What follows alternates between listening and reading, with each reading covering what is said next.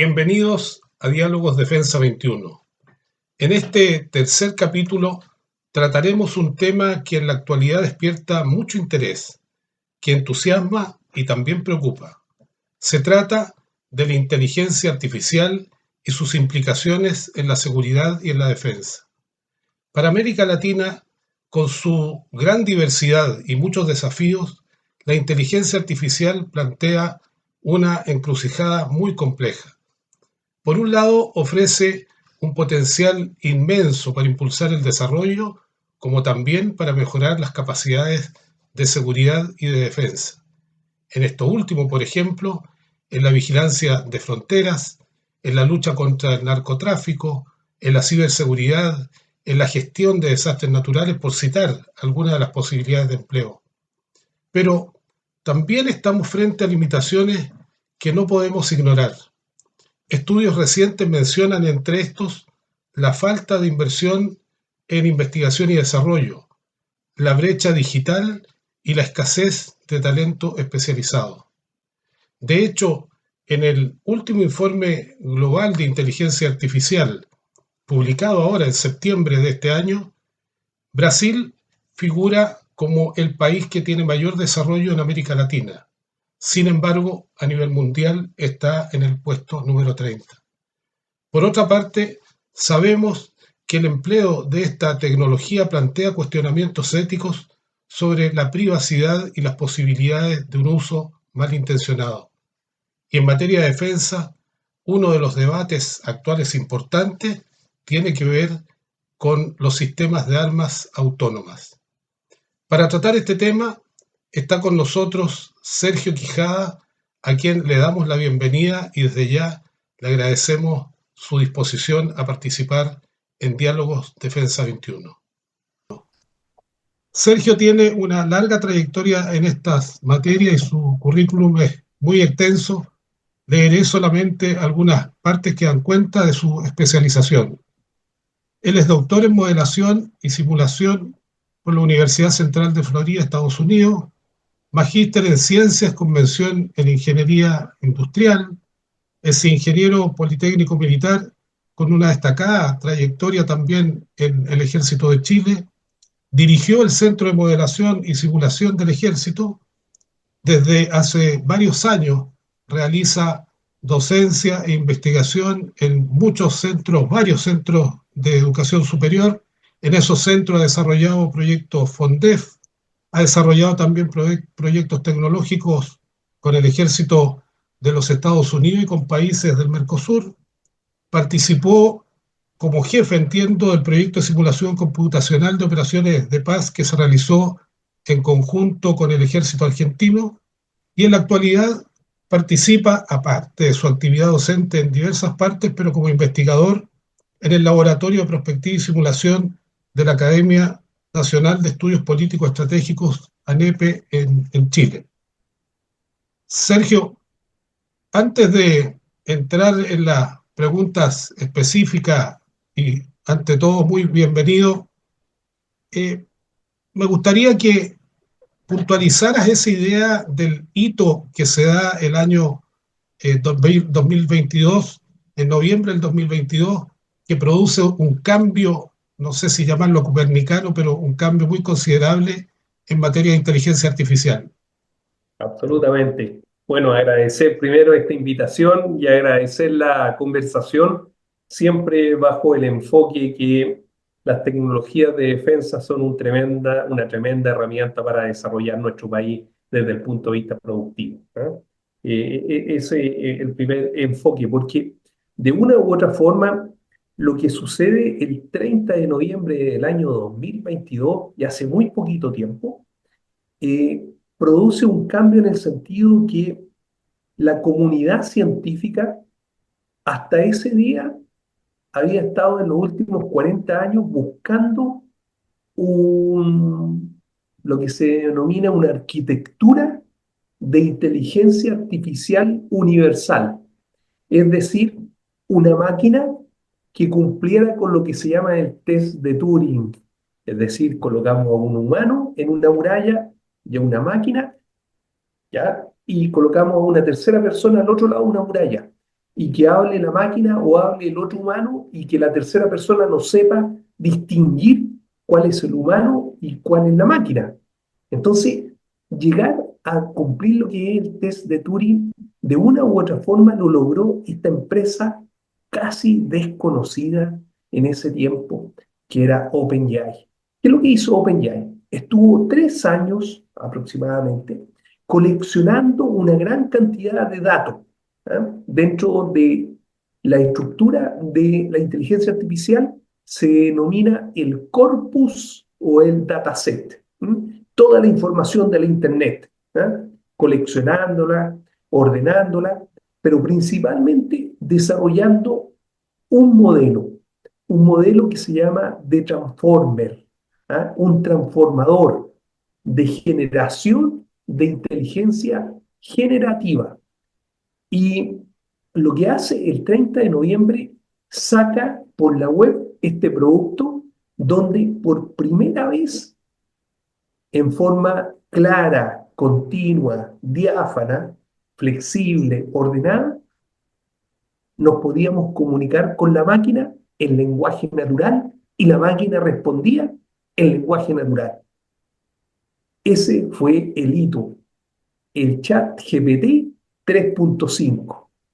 En ese momento, el 30 de noviembre, llega el 1 de diciembre y ya habían 20.000 suscriptores en OpenAI. Llega la primera semana de noviembre, había 1 millón de personas que tenían el ChatGPT. Pasan 2, 3 semanas, un mes, y ya la cifra se eleva a 30, 40, 50 millones de personas ocupando esta herramienta de esta empresa desconocida en ese momento prácticamente y que venía a quitarle el liderazgo a las grandes corporaciones como son Amazon, Microsoft, Google y Meta, que es la de Facebook. Por lo tanto, lo que sucede ese 30 de noviembre es la aparición de comunicarnos con la máquina a través del lenguaje. Muchas gracias, y muy interesante, y en realidad ese crecimiento no lo había tenido no solo en esa magnitud, con esa velocidad, ninguna aplicación anterior de las más famosas conocidas. Centrándonos, Claro, sí, todas aplicaciones de tipo bot, ya que respondían, pero en forma muy robótica, no completa. Pero lo que viene a ser ChatGPT era prácticamente, uno no sabe identificar si es una persona o es un robot, una pieza de software la que está respondiendo. estamos lamentablemente con la señal un poco inestable, pero se mantiene afortunadamente bien hasta el momento, así que vamos a seguir de todas maneras. Centrándonos en América Latina, hay un estudio reciente del PNUD que señala que el aporte al 2030 plantea de la inteligencia artificial podría incrementar el Producto Interno Bruto en un 5,4%, lo plantea. Ahora, los mismos índices latinoamericanos de inteligencia artificial también indican que hay diferencias entre países, ¿cierto? Unos que están más avanzados, otros que están en una etapa intermedia y otros de alguna forma comenzando. ¿Por qué no nos planteas el panorama general de América Latina antes de entrar específicamente con lo que tiene que ver más con la seguridad y la defensa? El panorama de América Latina en este momento es de consumidor, ¿ah? Es de consumidor de inteligencia artificial y un paupérrimo desarrollo del punto de vista de inteligencia artificial. Me explico. En este momento, cuando vemos cuáles son los grandes conglomerados que dominan la inteligencia artificial, son países, principalmente Estados Unidos y todo lo que está alrededor de San Francisco, Palo Alto, ¿no es cierto? Algunas aplicaciones chinas, algunas aplicaciones muy también un poquito más alejadas del punto de vista de Europa. Y prácticamente nosotros en Sudamérica podemos decir, estamos ocupando la inteligencia artificial, pero la estamos ocupando como consumidores. la estamos ocupando como en algún momento adoptamos el Microsoft Office y terminamos viviendo y pagando miles de millones de dólares por ocuparlo estos 30 años que hemos estado ocupando todos los productos de Office y de Microsoft. Por lo tanto, el punto es, ¿cuál es el desarrollo nativo particular de nicho que hay en América Latina?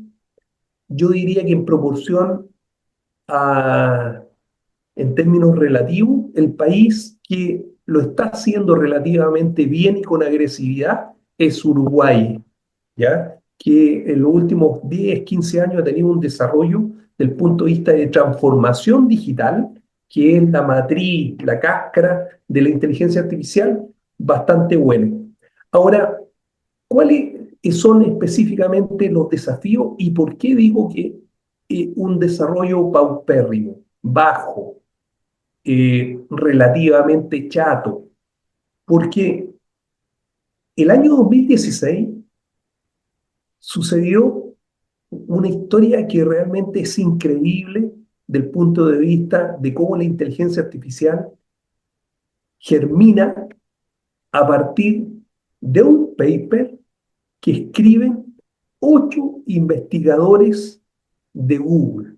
El año 2016 estaban en la cafetería de Google y se juntan y empiezan a armar una estructura que ellos creían que podía ser el futuro de la inteligencia artificial.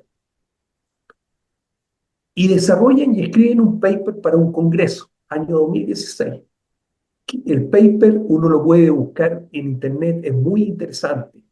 El paper se llama All, All is You Need Attention. Attention is all you need. Atención es todo lo que tú necesitas. El paper se publica, lo llevan a este congreso y los chinos, los rusos, los europeos, estamos hablando de un momento en que aún no había conflicto ruso con Ucrania, ¿no es cierto? Quedan maravillados con este paper en el congreso. Y los 8 científicos investigadores de Google vuelven felices porque les fue muy bien en el congreso. Y la gerencia de Google dice, miren, en realidad, si ya no está yendo bien, ¿por qué vamos a cambiar a inteligencia artificial? ¿Y por qué le vamos a dar crédito a este paper? Attention, all is you need. ¿Por qué le vamos a dar crédito? Entonces, mientras tanto, los rusos, los chinos, los europeos y otras corporaciones norteamericanas, particularmente esta empresa chiquitita, que era OpenAI, ve este paper y empieza a implementarlo en ingeniería de software. Y nace el ChatGPT 3.5 el 2022. ¿A partir de qué? 6 años después que estos científicos nadie le había creído en su propia matriz, que era Google. Los científicos se fueron los 8 de Google y crearon sus propias empresas, cada una valorada en varios miles de millones de dólares en este momento. Y Google perdió el liderazgo en inteligencia artificial. ¿Qué es lo que quiero decir? Que en América Latina no tenemos el apoyo, y les pasó igual como sucedió con los que la gerencia de Google, del punto de vista de los dueños del capital, de los dueños del poder, de los que mantienen el poder. Los grupos, la élite, no le entrega los espacios a los niños jóvenes de 17, 18, 20 años, 21 años, al igual que estos científicos de Google, para que hagan sus propios desarrollos y puedan emerger. Existe muy poco dinero, presupuesto dedicado a investigación en América Latina, teniendo las mismas capacidades tanto en Estados Unidos, China, o Chile, o Argentina y Brasil. Si no hay diferencias cognitivas del punto de vista de nuestros desarrolladores, las diferencias son las oportunidades que el Estado, el empresariado, le entrega a los que tienen la capacidad de hacer estos desarrollos. Y Sergio, en el campo de la seguridad y defensa, ¿cuáles serían los aportes o las oportunidades que brinda la inteligencia artificial y uniéndolo con lo que planteó al comienzo, que también por lo demás es útil para el desarrollo, para otras necesidades, no solo para la defensa, sino que puede ser para la minería, para la agricultura. Yo recuerdo cuando usted trabajaba en la Academia de Guerra y se desarrollaban los juegos de guerra computacional, el sistema CEOTAC, y que se desarrolló el primer juego de guerra de emergencia con la Municipalidad de Peñalolén, donde participaron más de 150 personas, desde técnicos hasta las juntas de vecinos y radioaficionados, en un ambiente justamente de emergencia muy bien desarrollado. O sea, esa dualidad existe. Pero centrándonos en el tema de la seguridad y defensa y mirando América Latina, ¿cuáles serían las oportunidades que brinda la inteligencia artificial? De acuerdo Y al nivel que estamos, porque en realidad también ese es el terreno que tenemos que pisar. si no, las oportunidades son maravillosas. Y maravillosas cuando uno presenta ejemplos. Allá por el año 2017, 2018, unos jóvenes científicos, no sé si podríamos decirle científicos chilenos, se unieron, tres de ellos, uno dedicado a la biotecnología, tengo entendido, otro en la parte de alimentos y otro programador. Puede ser que me equivoque en las profesiones. Se unieron, año 2016-2017. Identificaron un nicho. Dijeron, están apareciendo los veganos o los vegetarianos. Mucha gente, el calentamiento global, el consumo de carne, ¿ah? Gran producción de problemas que incrementan el calentamiento global. Entonces, dijeron, ¿por qué no desarrollamos productos que imiten, por ejemplo, a la carne de cerdo, a la carne vacuna?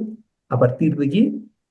De la configuración molecular de diferentes productos vegetales.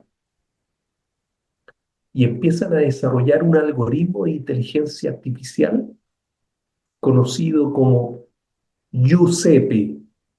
Giuseppe es el motor de la inteligencia artificial de la empresa Notco chilena, que se fue a San Francisco y vale miles de millones de dólares en este momento en Palo Alto, en Estados Unidos. Y está permanentemente haciendo alianzas con las empresas alimenticias más grandes del mundo. Giuseppe es una aplicación de inteligencia artificial. Por lo tanto, si fuimos capaces de avanzar, porque ellos tuvieron, ¿no es cierto?, la oportunidad, en el sector defensa tenemos decenas de oportunidades de avanzar en inteligencia artificial, como cuáles: el desarrollo de drones que sirvan para nuestros propósitos, y no solamente para vigilancia fronteriza, sino que también vigilancia desde el punto de vista urbano.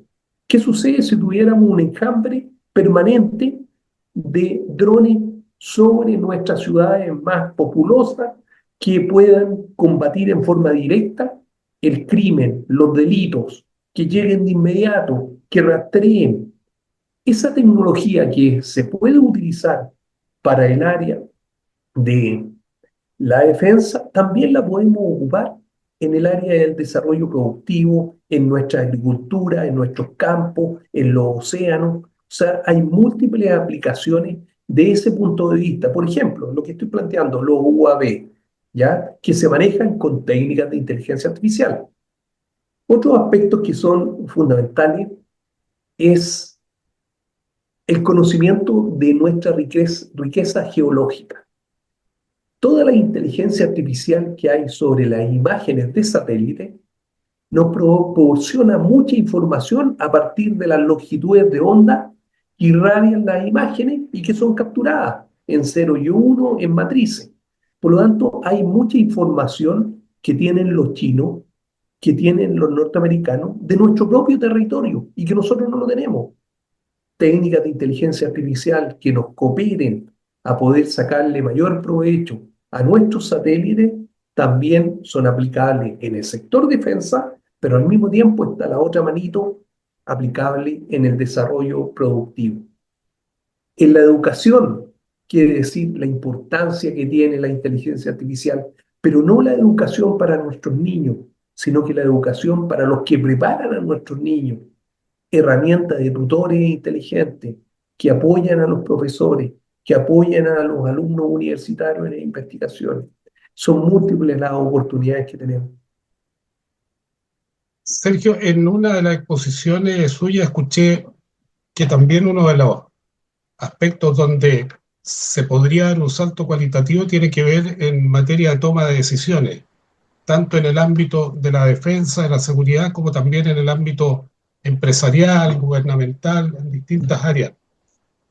Pero también leía que se produce una suerte de asimetría entre las posibilidades y los datos que puede generar la inteligencia artificial y la capacidad de análisis que tenemos incluso los seres humanos, digamos, no es que sea. Entonces, por una parte está, sí, tenemos la herramienta, por supuesto, las capacidades se pueden desarrollar e incrementar, pero cómo también la misma inteligencia artificial puede ayudar a desarrollar esas capacidades de análisis. Buen punto. La misma inteligencia artificial coopera al ser humano en esa capacidad de análisis.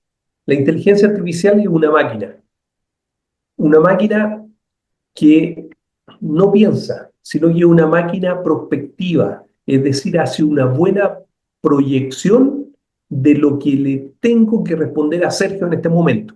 Porque Sergio está hablando un tema. Sí, estás hablando un tema. Y ese sí, estás hablando un tema, no pertenece a un proceso cognitivo, sino que pertenece a un proceso probabilístico donde la máquina dice, Sergio está hablando del tema de los satélites, por lo tanto le voy a responder en el contexto y él toma su dataset, la importancia que tiene el corpus, saca la mejor respuesta probabilística en cada uno de los pedacitos de información que me está respondiendo. Por lo tanto, el proceso que hace la máquina no es cognitivo, es probabilístico. Por lo tanto, ¿quién es el que piensa? Es el ser humano.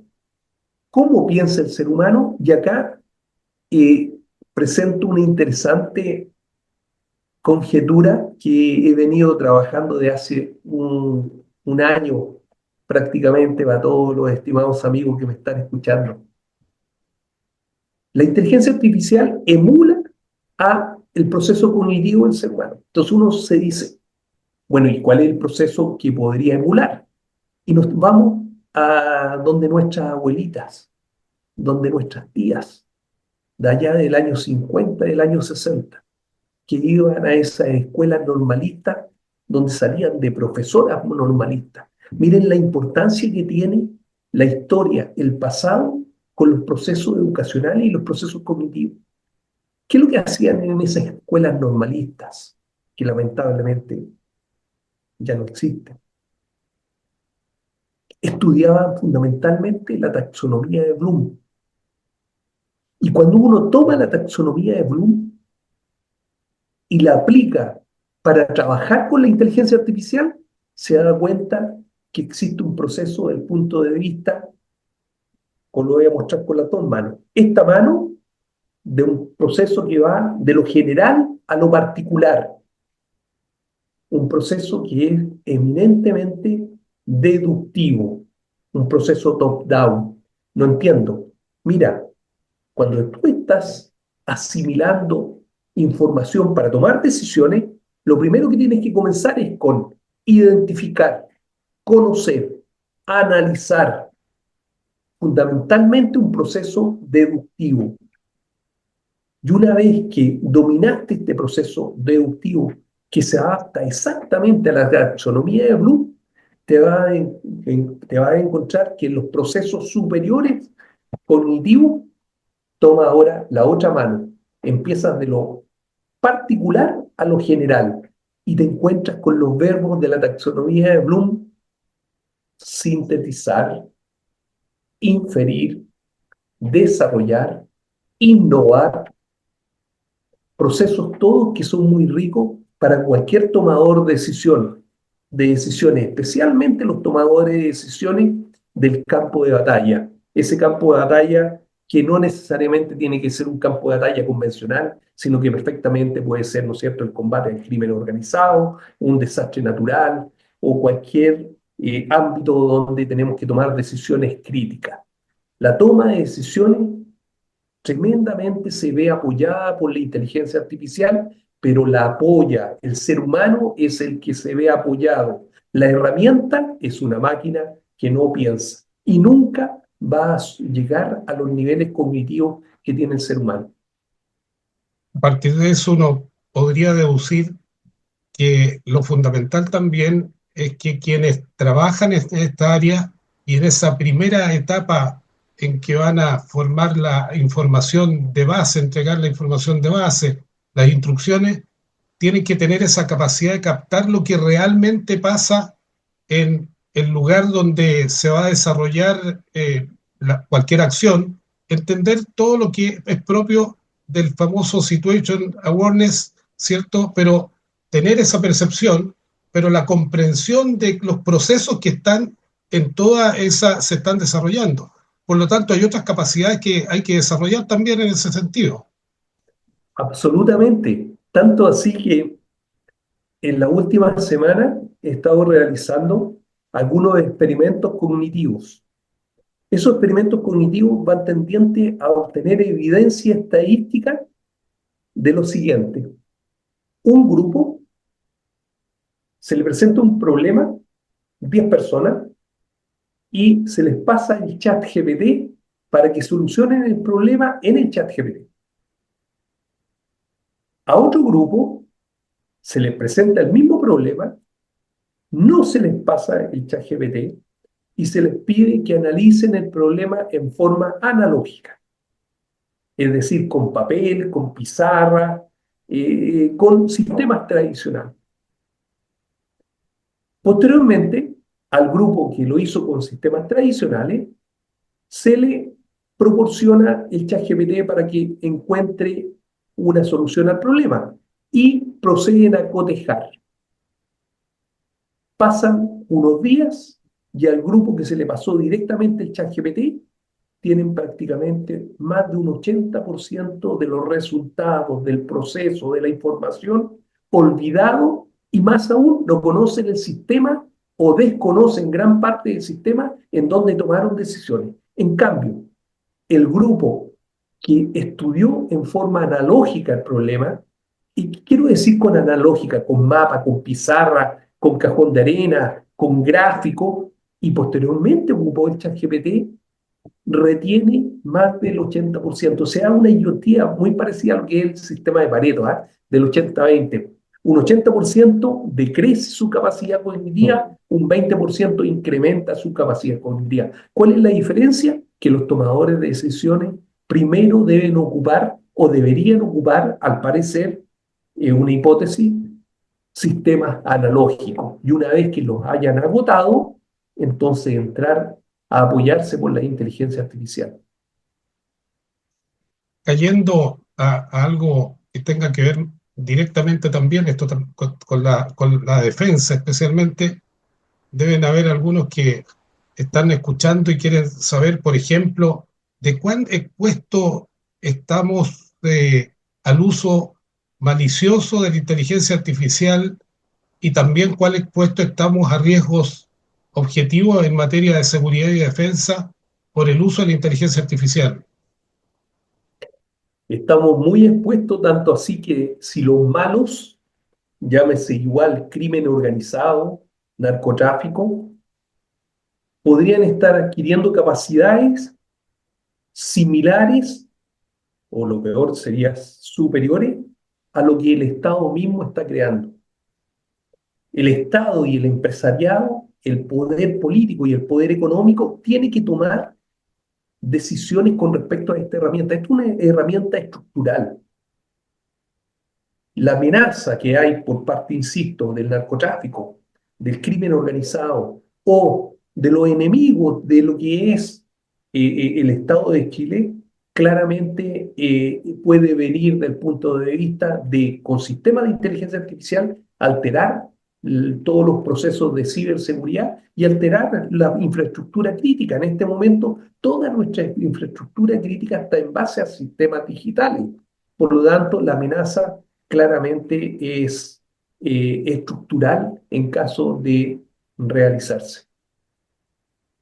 También hay personas y algunos que tienen conocimiento sobre esta materia que miran con cierto pesimismo el desarrollo de los países de la región porque ven que hay una simetría muy grande entre lo que han desarrollado y lo que pueden desarrollar los países más avanzados, las potencias, y lo que nosotros podemos desarrollar. Está esa percepción.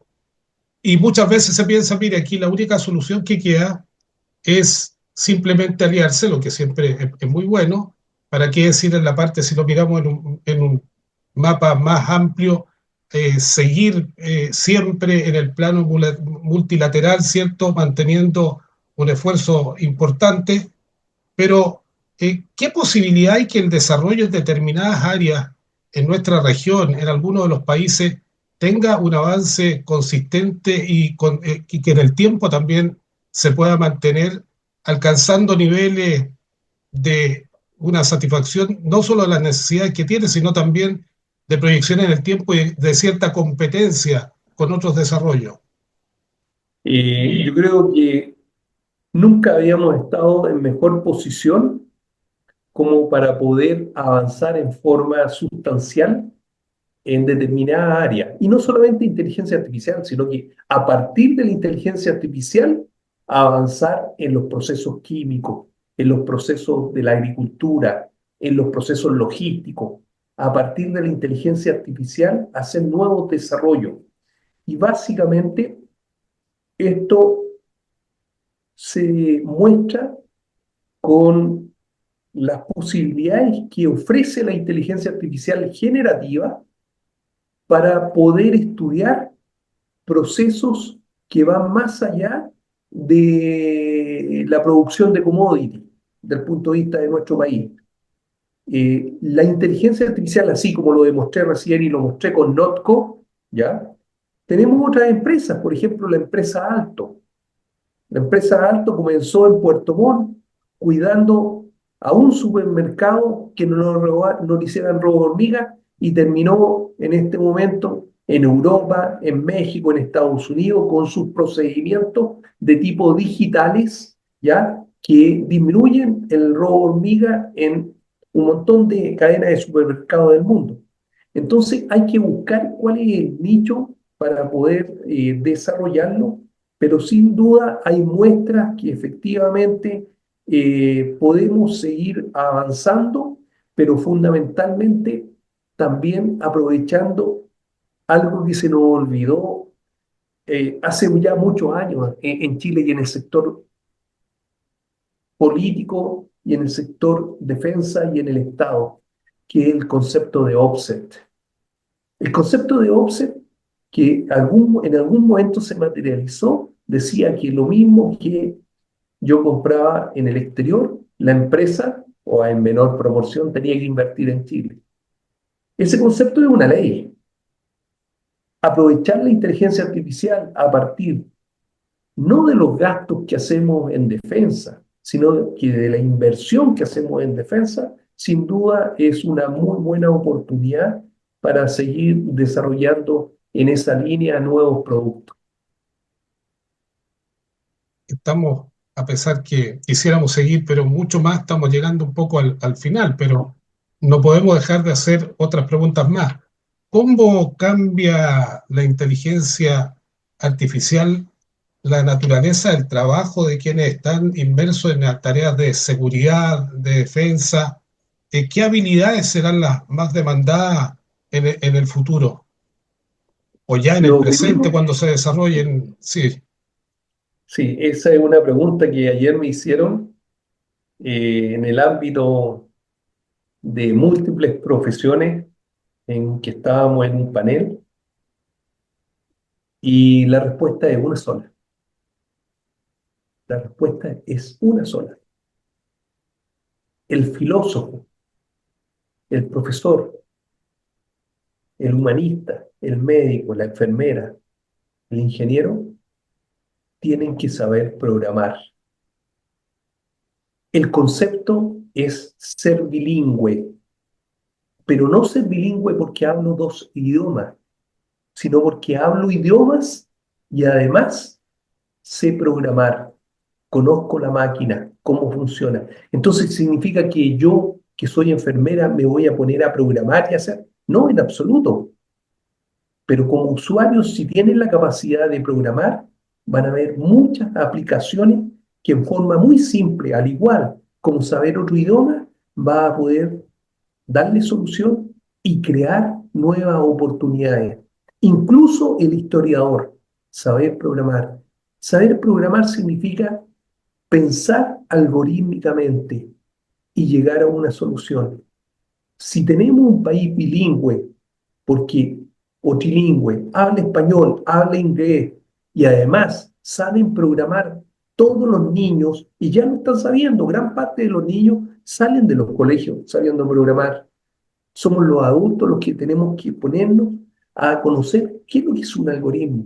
Porque cuando uno, el ChatGPT lo configura para que me dé respuesta en un área determinada, lo que tengo que hacer es un algoritmo, solamente que ese algoritmo no es en código, sino que es en palabras. Por lo tanto, si hay una bala de plata, es saber programar.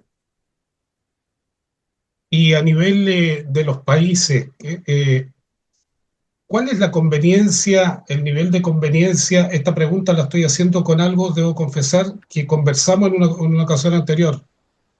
La conveniencia de que desarrollen su propio sistema, por ejemplo, algunos países, Latinoamérica, algún país, eso, ¿qué beneficios podría traer y cuán posible también es? Vuelvo un poco a una pregunta que habíamos hecho antes. Sí, es algo que lo habíamos conversado. Ahí se conjugan dos temas. Primero, la autarquía en inteligencia artificial y el segundo, dominar la cadena de suministro de la inteligencia artificial. Yo no puedo estar colgando los datos de inteligencia de mi país en un servidor en Arizona que pertenece a Amazon, a Microsoft o a ChatGPT. Los procesamientos, los datos son activos, son patrimonio. Y no solamente los datos del sector defensa, sino que los datos también de Codelco, los datos de impuestos internos. El Estado de Chile tiene información valiosa que no la podemos procesar en los servidores de los brasileños, de los argentinos, de los norteamericanos. Tenemos que tener una autarquía y un desarrollo del punto de vista de la cadena logística de la inteligencia artificial. Y para eso tenemos que hacer nuestros propios desarrollos, aunque no sean tan bonitos, tan espectaculares como lo que hace OpenAI, como lo que hace el Copilot de Microsoft o 100 productos más que están saliendo en este momento. A lo mejor van a ser más modestos, pero es nuestra inteligencia artificial y en nuestra autarquía en esa área. No significa cortar relaciones del punto de vista de la inteligencia artificial, no ocupar lo que existe en este momento, seguir ocupándolo, pero necesitamos que ciertas organizaciones no tengan sus datos afuera de los límites de nuestro país. Tenemos que desarrollar nuestra inteligencia artificial. Ahora parece que las posibilidades de alianza también son bastante ciertas en ámbitos mayores, por ejemplo, la Comunidad Europea, ¿cierto? Se da también en países, también tienen su propio sistema, así como hay empresas también e instituciones que tienen su propio sistema de inteligencia artificial. ¿Cómo podría explicar esa escala de distintas dimensiones, Sergio, para ir finalizando? Hay empresas que sí están haciendo su desarrollo, pero siempre soportado por la información que tengo en servidores y en la famosa nube. ¿Ah? Cuando uno En habla la de la nube. nube, no, tengo mis datos en la nube. Los datos en la nube son miles de servidores que están en Arizona. ¿Ah? Y están con los sistemas. La nube no existe. La nube son servidores, computadores donde procesan mi información allá en China. Esa es la nube. Por lo tanto, del punto de vista de los desarrollos, yo creo que aquí hay que tomar lo mejor de los dos mundos. Y tomar lo mejor de los dos mundos significa cuando hay casas que están pareadas y que tienen una muralla delgadita que separa el patio de una casa con la otra casa, y la muralla es una muralla delgadita. El patio de una casa se llama China y el patio de la otra casa se llama Estados Unidos. Y Chile tiene que hacer su desarrollo en inteligencia artificial equilibrándose con una vara en esa muralla del patio de uno y el patio del otro, tomando lo mejor del desarrollo de los chinos y tomando lo mejor del desarrollo de los norteamericanos y haciendo equilibrio. Solamente así vamos a poder avanzar en forma significativa, apoyando a los chinos, apoyando a los norteamericanos y que ellos nos proporcionen también su know-how y nosotros les proporcionamos nuestro know-how en esta área. Bueno, muchas gracias, Sergio. No sé si quiere agregar algo que también nos ayude no solo a una mayor comprensión, sino que a redondear estas ideas tan interesantes. Ya lo único que siempre termino es que a nuestros niñitos de 7, 8, 9 años les enseñemos a programar, pero no les enseñemos a ocupar el ChatGPT. Y enseñarle a programar y a construirle hartas canchas de fútbol para que jueguen y hagan un crecimiento analógico, un crecimiento con la naturaleza, un crecimiento que evite que le impidamos su desarrollo cognitivo. Y lo dije en la mañana, dije, ¿te gustaría que a tu nieta que tiene 6, 7 años le pase el ChatGPT para que haga? Nadie va a querer eso. Todos queremos un desarrollo analógico, cognitivo, evolutivo, normal.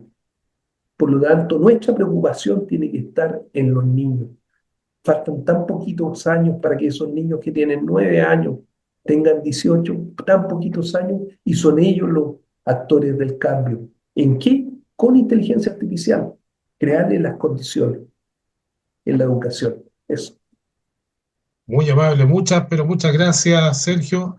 Ha sido un agrado conversar sobre este tema y no es solo un decir, sino que esperamos en otra sesión, en otro capítulo, entrar más en detalle con algo que fue el tema esta mañana, el seminario que tenía que ver con las armas autónomas, que abre todo otro tema y que no lo podíamos tratar en esta ocasión.